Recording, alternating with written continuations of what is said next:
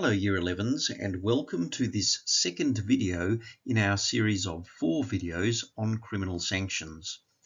In the first video we looked at the 5 purposes of criminal sanctions.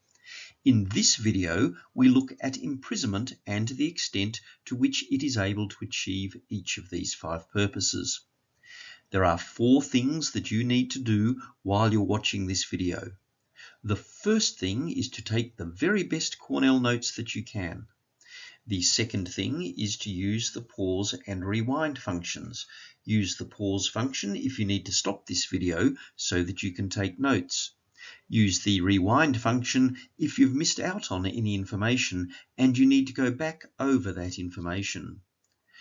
The third thing that you need to do is to have your vocabulary sheet open in front of you so that you can include in it definitions of important terms or of any other words that you're unfamiliar with.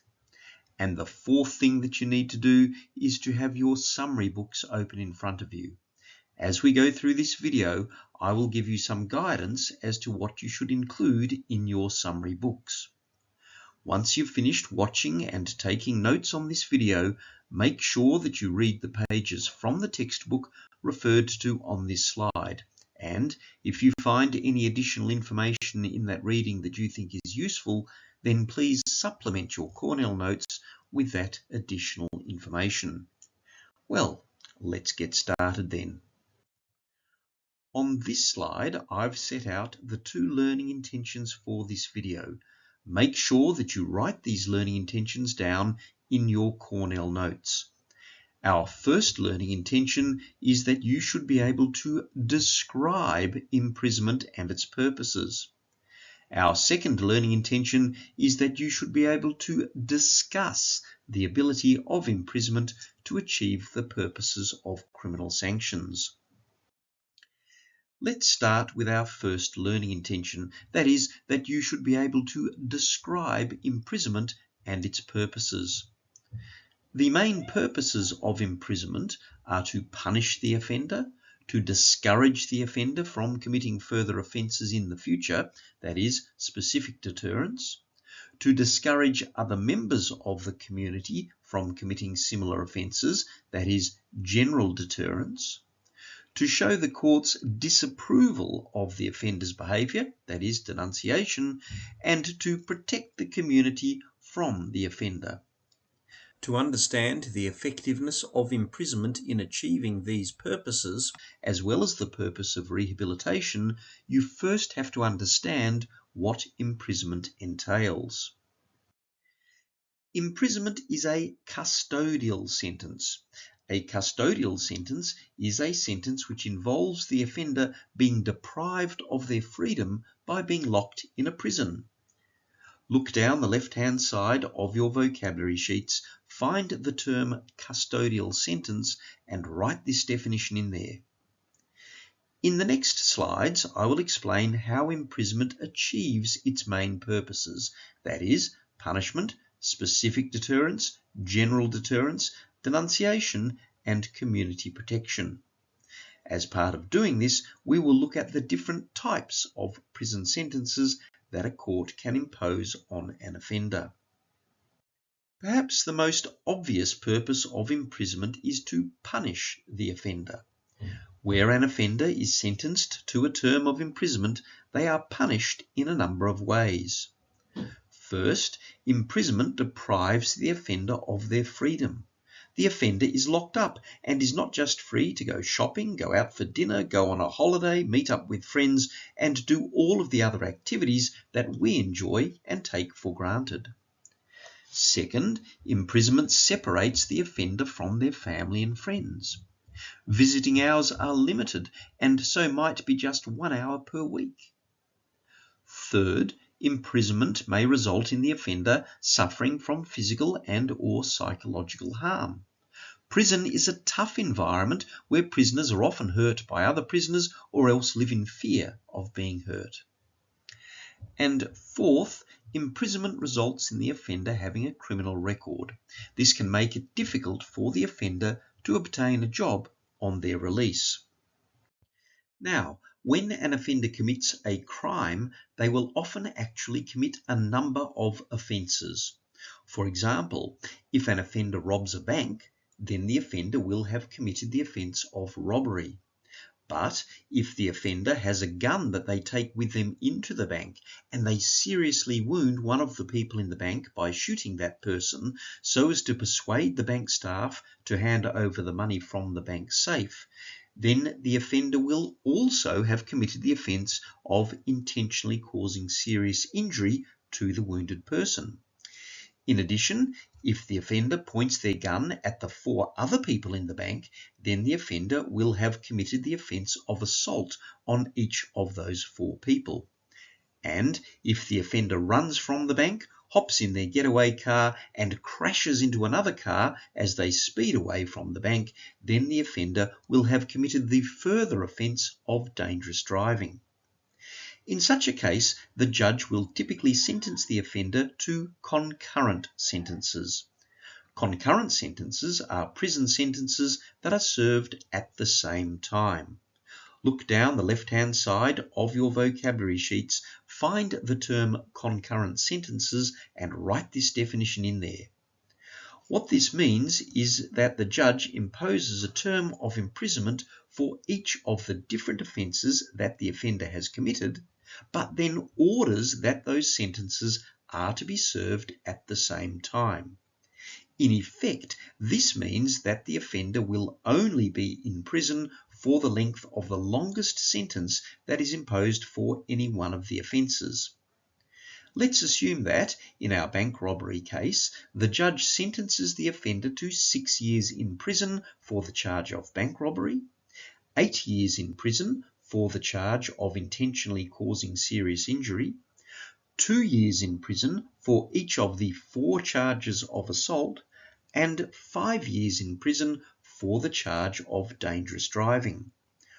Although these sentences add up to 27 years, that is 6 plus 8 plus 2 times 4 plus 5 years, the judge will typically order that the offender is to serve these sentences concurrently, which means that the offender will only be in prison for 8 years. This is the longest sentence that was given out of all of the sentences and was for intentionally causing serious injury. This is the usual approach to sentencing, and it reflects the principle that, in total, the punishment that is imposed on an offender must be appropriate. That is, not excessive compared to the seriousness of what the offender has done. However, in more unusual circumstances, a judge may impose cumulative sentences. Cumulative sentences are prison sentences that are served one after the other.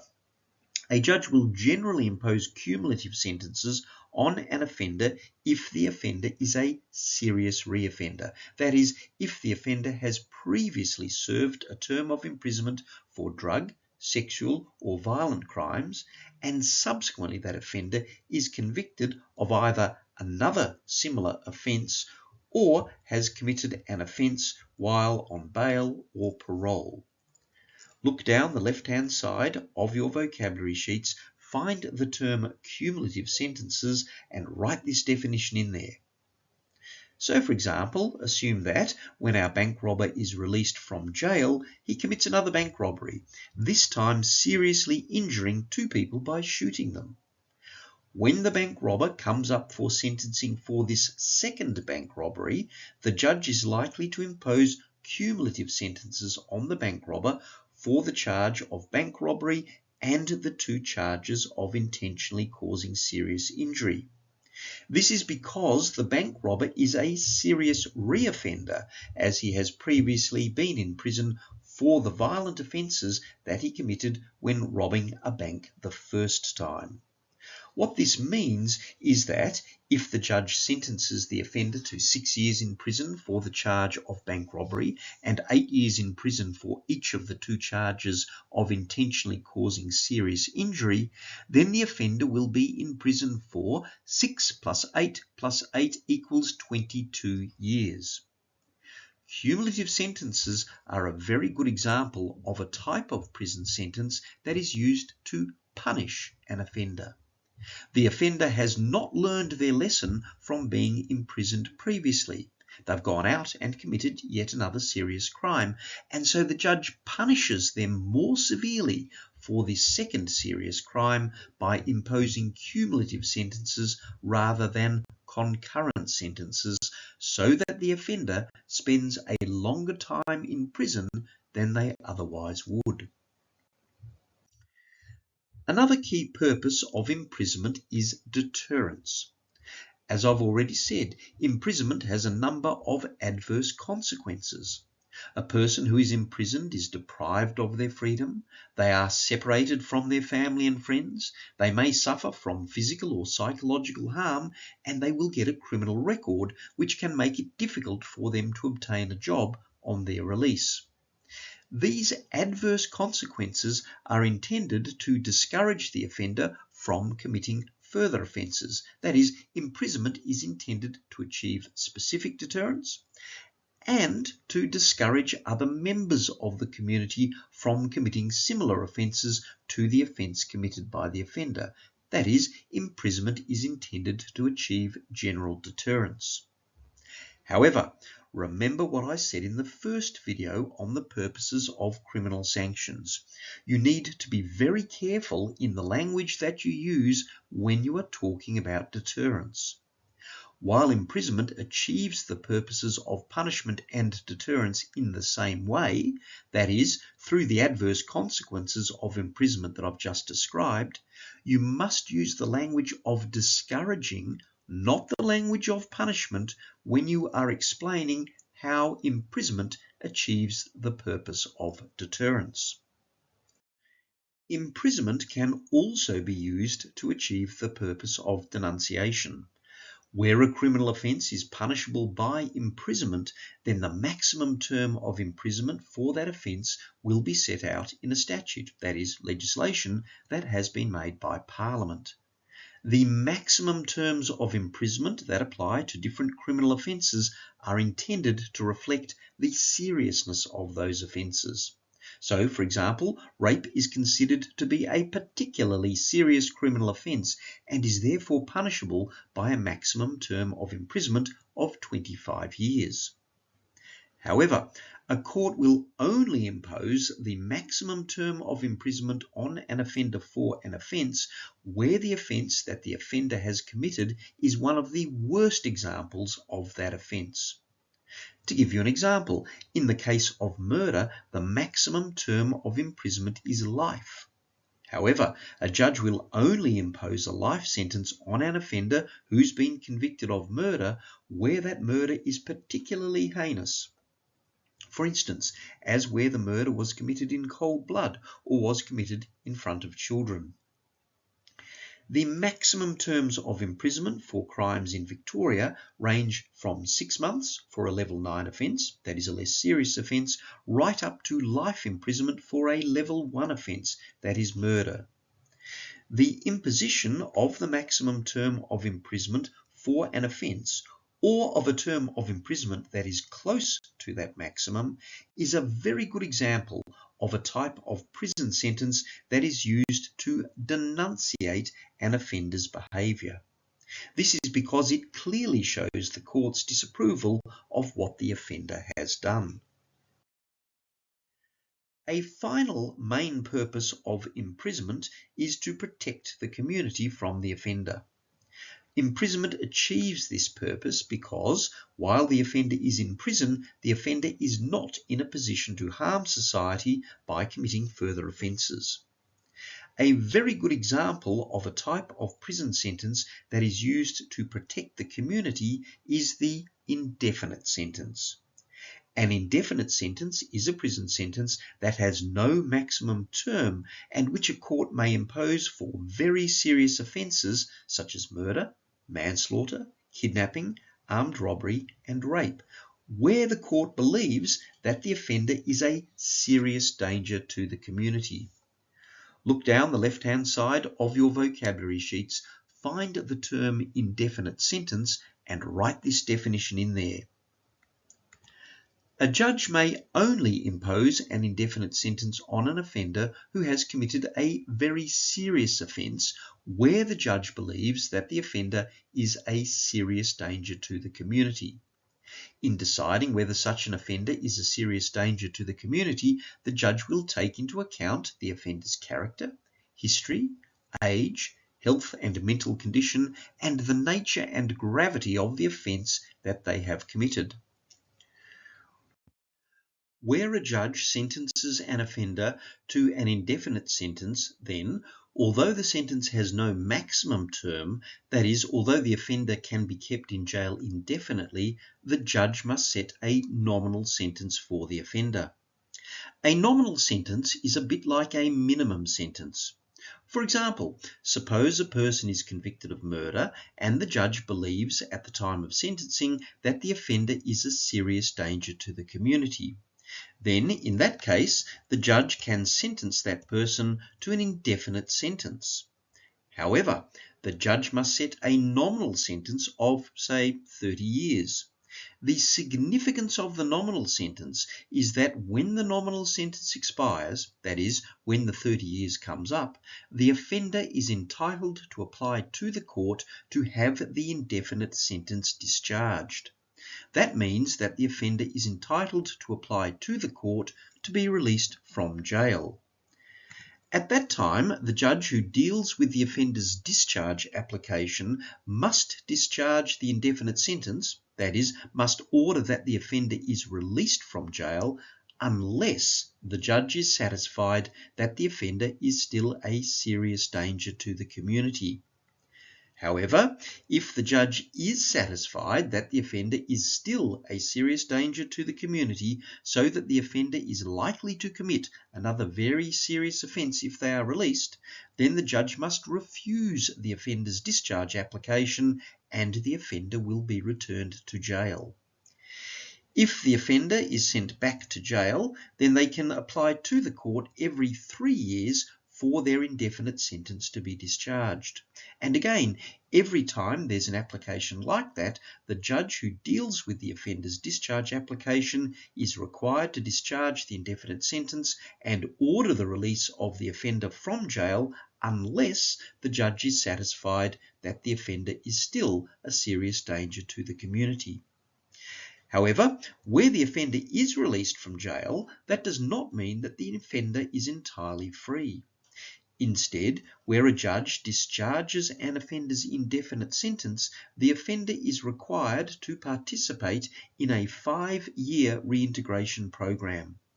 This program is designed to help the offender readjust to life in the community because, after all, they will have spent a very, very long time in jail, so they're probably not used to living in the community and looking after themselves. As I have said, an indefinite sentence is a very good example of a type of prison sentence that is used to protect the community.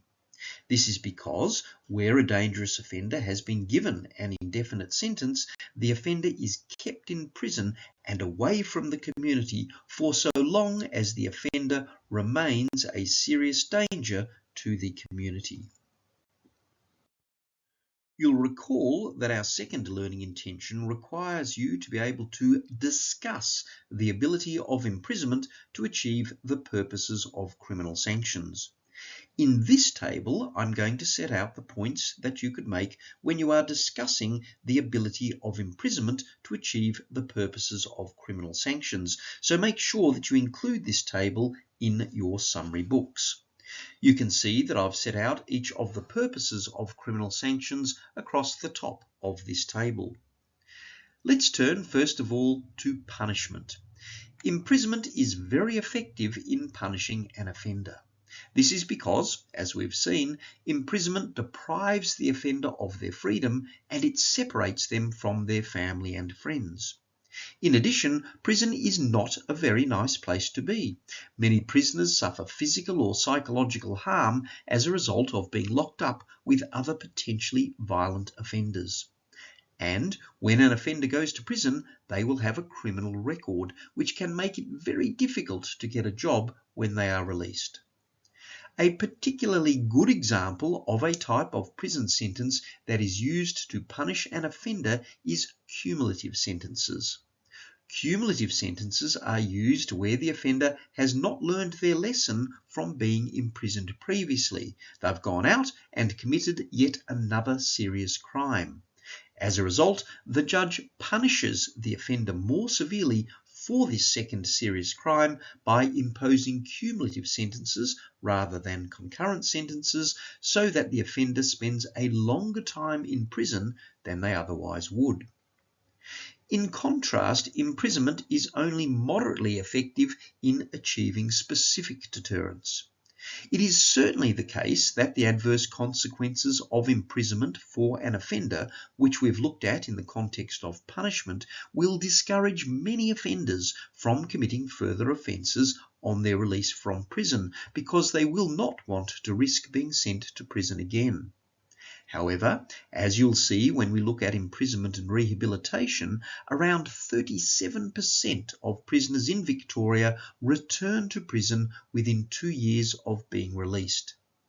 This suggests that for a large number of offenders who are sentenced to a term of imprisonment, just over 1/3 of them, imprisonment is not a very effective specific deterrent.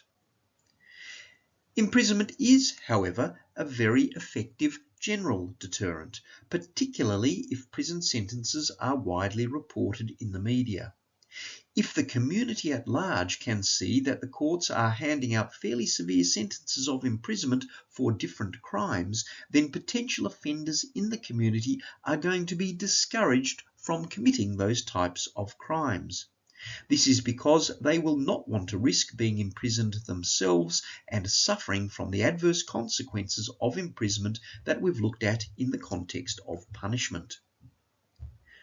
Conversely, imprisonment is not very effective at achieving the rehabilitation of the offender. It is true that in prison there are programs for prisoners to improve their education and obtain new skills through training.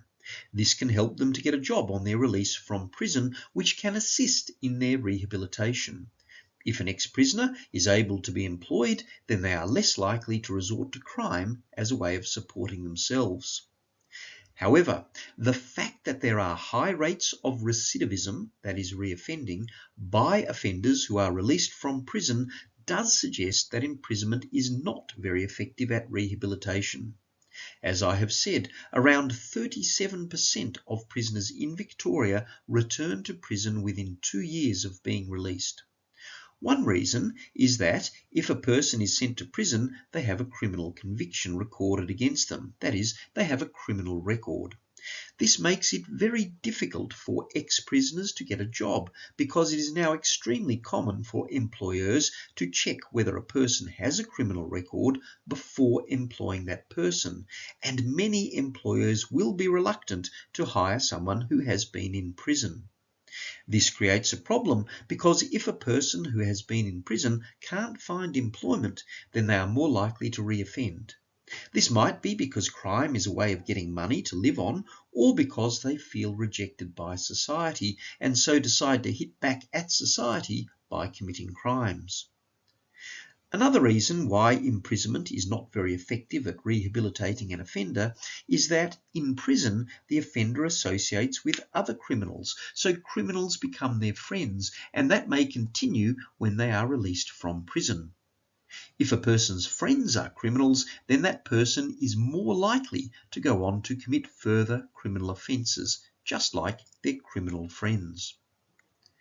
However, a very severe prison sentence can be very effective for the purpose of denunciation.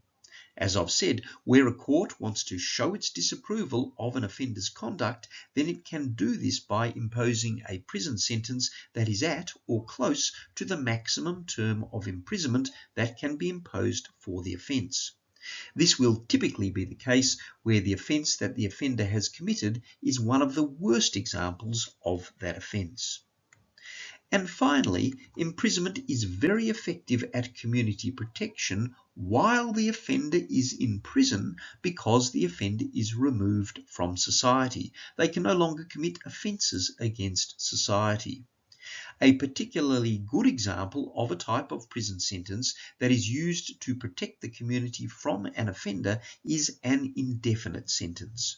An indefinite sentence can be imposed on an offender who has committed a very serious offence where the court believes that the offender is a serious danger to the community. Having said this, if the offender is not specifically deterred or rehabilitated as a result of their imprisonment, then the offender is likely to reoffend after their release from prison. To this extent, imprisonment is not very effective at community protection. Well, that brings us to the end of this video. As a result of watching and taking notes on this video, you should now be able to do two things. First, you should be able to describe imprisonment and its purposes. And second, you should be able to discuss the ability of imprisonment to achieve the purposes of criminal sanctions. You now need to read the pages from the textbook that are referred to on the first slide. And if you find any additional information from that reading that you think is useful, then please supplement your Cornell notes with that additional information. The next video that you need to watch and take notes on is the video on community correction orders and the extent to which community correction orders achieve the 5 purposes of criminal sanctions.